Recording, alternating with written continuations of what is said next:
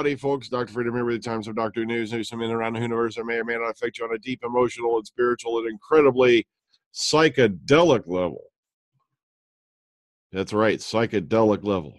Because if you let it carry you, you'll spin through the vortex in the back of your mind and land in some fan fiction world full of lovely little jelly beans and don't trust the gumdrops. They're invading. Oh, wait, notice my voice may go in and out over the course of this cast. That's because, guess what? I got hit with another sinus infection again. And the thing is, it's pissing me off because I quit smoking. This May 17th will mark 2 years since I last lit a cigarette. This right here is what I've been doing, and it's vaping, which is a lot. It's the lesser of two evils. I have the nicotine level down to just above zero now. Well, as a matter of fact, they even list me in my doctor's office as a former smoker. Scary, huh? But they keep sending me outside with the freaking smokers. Oh, but that's a whole nother argument. Let's go into it, all right, because there's a lot of interesting stuff I want to share with you. Okay, first off, how many of you folks got to read this little chestnut with Jodie Whittaker talking about her experience being the first woman to play Doctor Who? Now, all you got to do really is you can just do a registry thing here where you give your name, email, and then every so often they'll I think it's 2 articles per week. And what I did was, just so it didn't time out, see, I'm doing my evil Elmer Fudd laugh. Can you tell? I copied the text. So let's look at this really quickly, shall we? All right. All right, All right, what I love most about Jodie Whittaker is she's very direct. She's not afraid to, she doesn't hold back. That's what I love about her. Like I said, I've also been looking at her work and all that, some things here and there. And a lot of people have been accusing me of going, how can you be so optimistic about something you haven't seen yet? It's called having faith that these guys know what they're doing. And there's been a lot of people out there whining, bitching, and complaining for how many years now about Moffat. Now Moffat's gone, and it's like there were still people bitching about Peter Capaldi. It's like, guess what? They're all gone now. You should be going, oh, but no, the new doctor has, I guess. See what I mean? It's like, come on, drop the pessimism already. All right. Like right here, she says, okay,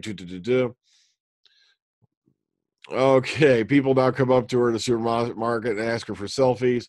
She goes, quote, people have been absolutely lovely so far. The other week in Cardiff, I could see this little lad plucking up the courage to talk to me. So I made it a little easier. I go, you all right, mate? And so I know it made his morning, and I'm actually fine with that. People are lovely, but I'm very private, which is possible as long as you stick to certain things. I still get on the tube, but I might start wearing a hat. She goes, I think I've been really lucky. Doctor Who definitely puts me on a level where if I go into a meeting, I probably won't have to say what I've been doing for the past few months. All right, and that's something we already knew right there. She goes, well, Doctor Who, she goes, it's wonderful. I absolutely love it. As a family, we didn't watch it except at other people's houses, but I was much more aware of it when it came back with Christopher Eccleston, David Tennant, and Matt Smith. She gave her favorite doctor, of course, as being David Tennant because I know him. I think he was amazing, but there is no right or wrong and there are no rules. Oh, look, she mentions that dirty F word, feminist. Oh, God, it's evil. I could feel me nut shrinking up right now just looking at that wood. Oh, God. All right, so, but why here she says, look, it feels completely overwhelming as an actor, woman, feminist, human, as someone who wants to continually challenge themselves and not be boxed in by what you're told you can and can't be. I want to tell the fans to not be scared by my gender because this is a really exciting time, and Doctor Who represents everything that's exciting about change. Everything that's exciting about change, and not the change in your pocket. All right. The fans have lived through so many changes, and this is only a new, different one, not a fearful one. All right. She goes, as far as companions, she goes, I've got 3 companions, 2 boys and a girl. Everyone's a different age. And when asked about romance, coming in that, she goes, I'm only a few weeks in. I don't know the answers, There are quite a lot of questions yet. Talks about her husband, who, by the way, he's one of them stinking Americans. We're going to have to take care of that, boys. Oh, no, it was the Cockney Ninjas breaking out there. What I love is this. All right. Her roots are evident in her choice of words. She sometimes says she is Marty and has to remind herself to think, what would 10-year-old me do? They wouldn't complain that it was freezing or whatever. They'd be a pig in shit, so stop moaning. I'm not a big complainer. If I'm annoyed, people will know where they stand. If I'm upset, I'll be crying. If I'm happy, I'm proper happy. I don't have a filter or a poker face, but strangely, I can do it with work. If you need me to be somebody I'm not, I can manage that. So, and she goes into a lot of very interesting stuff here. She also talked about a little bit why she doesn't have a Twitter account and whatnot, or a Facebook, because she, like I said, she doesn't have a filter. so well, I say is bam. But when she said, it says right here, yeah, she has avoided engaging in debate online. She doesn't post on Twitter, Instagram, or Facebook. Quote, I don't want to know what people think about me. Sometimes when I'm really passionate, I would love to throw my voice, but perhaps I'm too argumentative and I would say something immediately offensive. Now, does this mean she missed all the posts about the Doctor Who announcement, including the one that asked, who needs a TARDIS full of bras? She goes, well, I missed that good stuff. Who does need a TARDIS full of bras?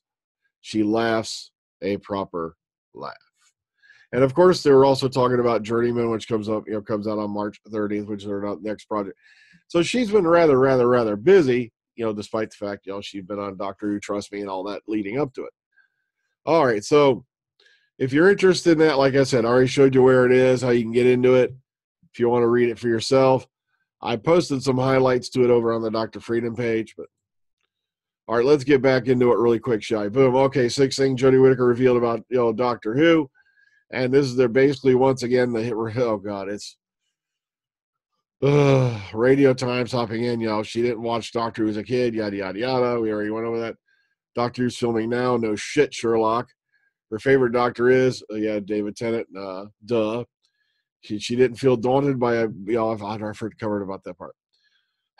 She did not feel daunted by auditioning the Doctor, and yes, she did audition against another number of actors and actresses. Doctor Who fans have been lovely, as we covered, and working on Doctor Who is a collaborative. And she talks that's one paragraph here that I didn't go over with you, but all right. So wham. Let's keep moving. All right. Oops. Did I get that the wrong under? Yeah, I think I did, didn't I? Now, this is Doctor Who's take on it. So, like I said, theirs is a lot more shrunk down, though. So, I don't even know why I'm going to bother giving this one to you. All right, moving on. Peter Capaldi to give his first interview since leaving Doctor Who. The 12th Doctor is set to appear in a series of events in the U.S., Australia, and the U.K. Matter of fact, Lady Neo from the Omega Files is going to be meeting him at Regen Who coming up. And she's already feeling weak in the knees, going, oh, yeah. Okay. I think she wants his cray, but that's a Jessica Jones reference. And yes, we are doing that one this weekend. We were going to do it this past weekend, but like I said, I was sick. Also pissing me off could come The Imperator. Chapter 6 was supposed to come out this last weekend, and I was too sick to finish it.